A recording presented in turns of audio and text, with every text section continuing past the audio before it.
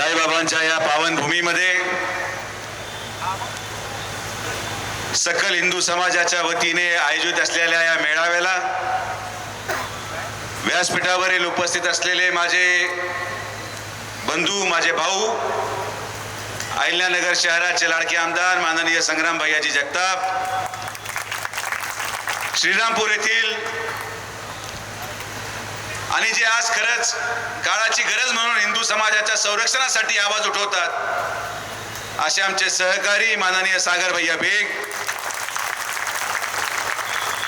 आज एक व्यासपीठावर RPIच्या माध्यमातून शिर्डी येथील आपले मनोगत व्यक्त केले असे सन्माननीय वाघमारेजी, या मेळाव्यासाठी आलेले तमाम सकल हिंदू समाजाचे आमचे युवक, आलेले आमच्या माता भगिनी, या मेळाव्यामध्ये आलेले सर्व सन्माननीय शिर्डी येथील नगरसेवक, राहत्यामधून आलेले नगरसेवक, सर्व सन्माननीय पदाधिकारी, आलेले सर्व माझे सन्माननीय पत्रकार बांधव, ग्रामस्थ आणि मित्रांनो, आज बऱ्याच दिवसानंतर संग्राम भैयाची इच्छा पूर्ण झाली. संग्राम भैया मला वारंवार हे नेहमी म्हणायचे की तुम्ही एखाद्या मोर्चामध्ये का सहभागी होत नाही. आमची मैत्री फार वेगळी आहे. ती मैत्री मी शब्दामध्ये सांगू शकत नाही, पण आज जेव्हा संग्राम भैयाचा मला फोन आला की मी तुमच्या मतदारसंघामध्ये येतोय, म्हटलं भैया तुमचं स्वागत आहे, मी पण तुमच्याबरोबर स्टेजवर राहणार आणि जे चुकीचं कृत्य घडलं असेल त्याचा विरोध करण्यासाठी मीच नव्हे पण माझ्या संघटनेचा प्रत्येक कार्यकर्ता हजर राहणार. आणि आज एवढ्या मोठ्या संख्येमध्ये युवक हे राहत्या तालुक्यामधून आले, परिसरातून आले, अहिल्यानगर जिल्ह्यामधून आले. मी या तमाम सकल हिंदू समाजाच्या तमाम युवकांचे मनापासून या शिर्डीमध्ये स्वागत करतो आणि त्यांचे आभार मानतो. ही जी घटना आणि हे जे कृत्य घडलं हे निंदनीय आहेच, पण माझ्या मनामध्ये सगळ्यात मोठी वेदना जी झाली की हे कृत्य साईबाबाच्या प्रांगणामध्ये घडलं. हे कृत्य साईबाबा संस्थान विश्वस्त व्यवस्थेने निर्माण केलेल्या साई भक्तांच्या साई आश्रमामध्ये घडलं. आणि हे कृत्य शिर्डी सारख्या पावनभूमीमध्ये घडलं ही पहिली वेळ आहे. दुःख या गोष्टीचं वाटतं की ज्या शिर्डीमध्ये स्वतः साईबाबांनी सर्वधर्म समभावचा संदेश दिला, अशा संदेशाला कलंक लावण्याचं काम याच राहता तालुक्यामध्ये एका वाळकी गावाच्या युवकाकडून झालं. याचं दुःख मला मनापासून आहे. या तालुक्यामध्ये याच्यापूर्वी असं कधी घडलं नाही भैया, कधीच घडलं नाही. एखादी घटना कुठेतरी बाहेर गावामध्ये झाली असेल, एखादी घटना कुठेतरी एखाद्या शहरामध्ये झाली असेल, पण बाबाच्या मंदिराच्या प्रांगणामध्ये किंबहुना बाबांच्या निर्माण केलेल्या या साम्राज्यामध्ये अशी घटना घडते. मी आमच्या विखे पाटील परिवाराच्या वतीने आणि माननीय नामदार राधाकृष्ण विखे पाटील साहेबांच्या वतीने या घटनेचा निषेध करतो, याची निंदा करतो आणि सक्त आणि कठोर कारवाई भैया त्या मुलावर केली. झाला शब्द सुजय विखे तर तुम्हाला या व्यासपीठावर आहे. लोकांना प्रश्न पडतो की सुजय विखे हिंदुत्ववादी आहे का नाही. लोकांना हा मनामध्ये प्रश्न आहे की का सुजय विखे सकल हिंदू समाजाच्या प्रत्येक मोर्चामध्ये येत नाही. लोकांना प्रश्न पडतो की का विखे पाटील परिवार भारतीय जनता पार्टीमध्ये असून देखील प्रखर हिंदुत्ववादीची भूमिका मांडत नाही. हिंदुत्ववादी भूमिका मांडण्याचे आपले आपले प्रकार आहेत.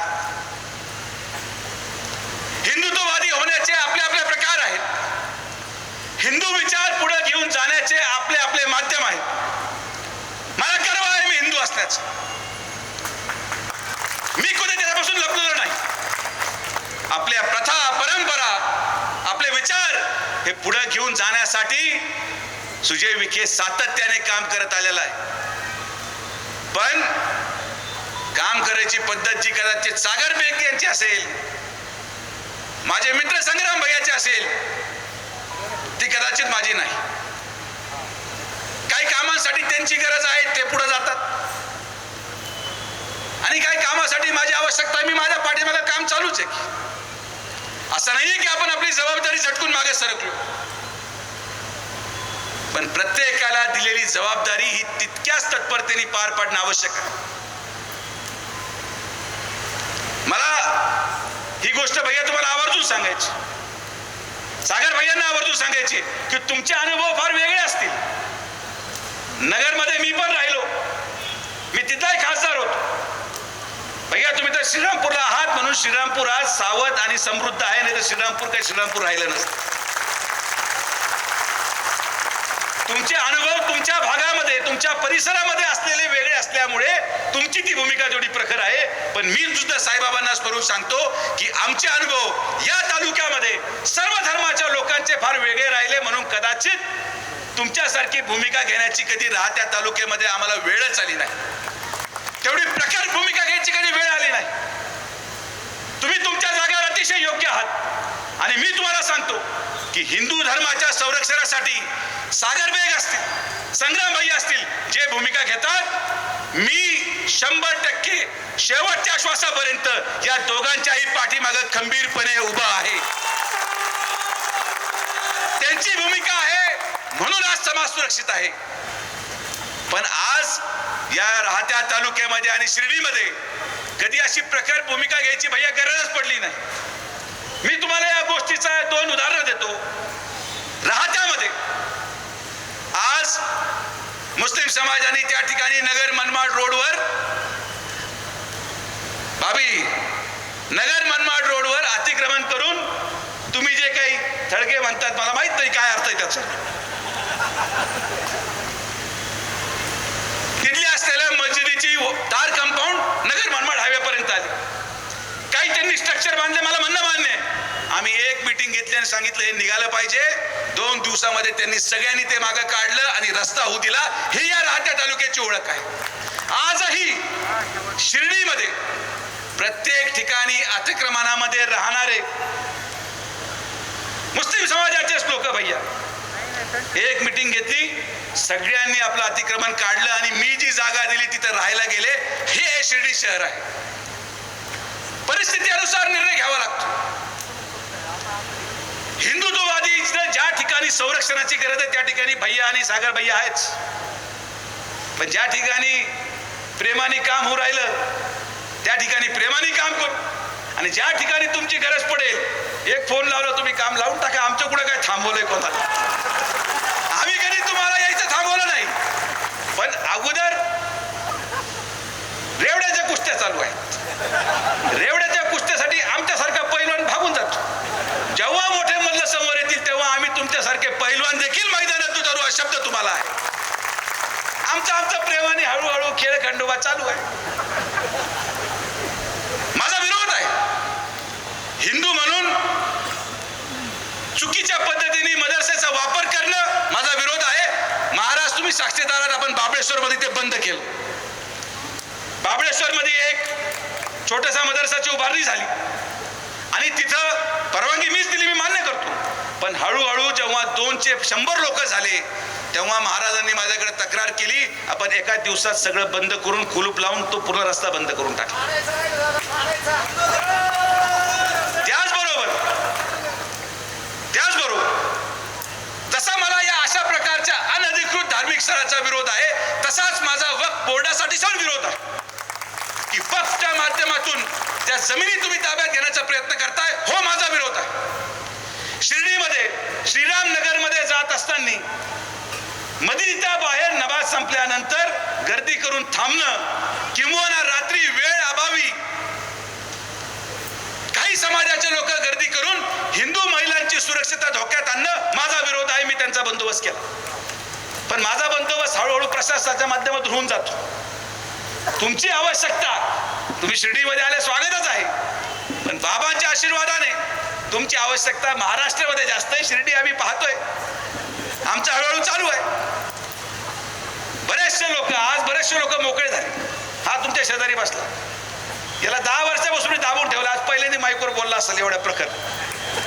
तिथं खंडू बसलाय, तो एकदम पेटलेला असायचा, मग त्यालाही गार केलं. कारण की आपण आणि मी या मताचा आहे की धर्माचं संरक्षण होणं आवश्यक आहे, धर्म सुरक्षित राहणं आवश्यक आहे. पण हे करत असताना माणुसकी देखील जगली पाहिजे, माणुसकी टिकली पाहिजे आणि मनुष्याने मनुष्याला पण ओळखलं पाहिजे. ही पण आपली जबाबदारी आहे. आज मी तुम्हाला दाखवतो शिर्डी काय आहे की आज या शिर्डीमध्ये सकल हिंदू समाजाच्या मोर्चाला भगवा गमछा घालून नुसतं हिंदू नाही, पण या शिर्डीमध्ये या कार्यक्रमाला सकल हिंदू समाजाच्या मोर्चामध्ये आमच्या शिर्डीचा भगवा कपडा घालून अबू शेख देखील या कार्यक्रमाला आलेला ही शिर्डी आहे. मी नाकारत नाही. समाजामध्ये समाजकंटक असतात, कुठं नाही येत. पण आज या कार्यक्रमाच्या निमित्ताने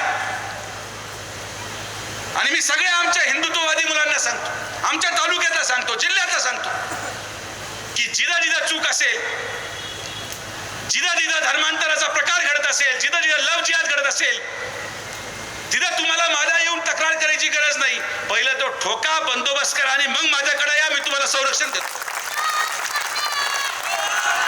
पण नुसती एकतर्फी भूमिका घेऊन चालणार नाही भैया.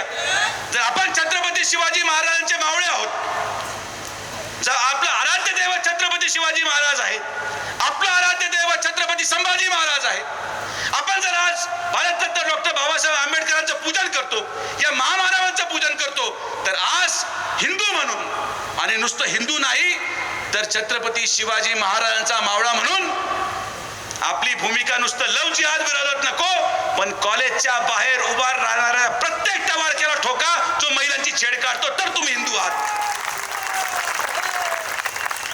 हिंदू म्हणजे फक्त मुसलमान शोधून हाणायचे नाही. जो कोणी आपल्या आई बहिणीची छेड काढेल, मग तो हिंदू जरी असला तरी त्याचा बंदोबस्त करायचं काम सकल हिंदू समाजाने केलं पाहिजे. जो कोणी महिलाला सुरक्षित ठेवत नाही, आजही भैया तुम्ही नगरला पाहत असाल, मी राहत्याला पाहतो, शिर्डीला पाहतो की कॉलेज सुटलं की काही ठराविक पोरं मोटरसायकल घेऊन तिथं गॉगल घालून फिरत राहत. हे झिपरे असे केस, कोणी शिट्ट्या वाजवतंय, कोणी हे करतंय. लढा, धर्माच्या संरक्षणासाठी लढा, पण तितक्याच तत्परतेने आपल्या महिला भगिनींना सुरक्षित ठेवण्यासाठी लढा. जो कोणी मुलीची छेड काढेल, तो हिंदू असो मुसलमान असो, त्याला ठोका आणि मग माझ्याकडे या. तुमच्या पाठीमागे सुजय विखे खंबीरपणे उभा आहे.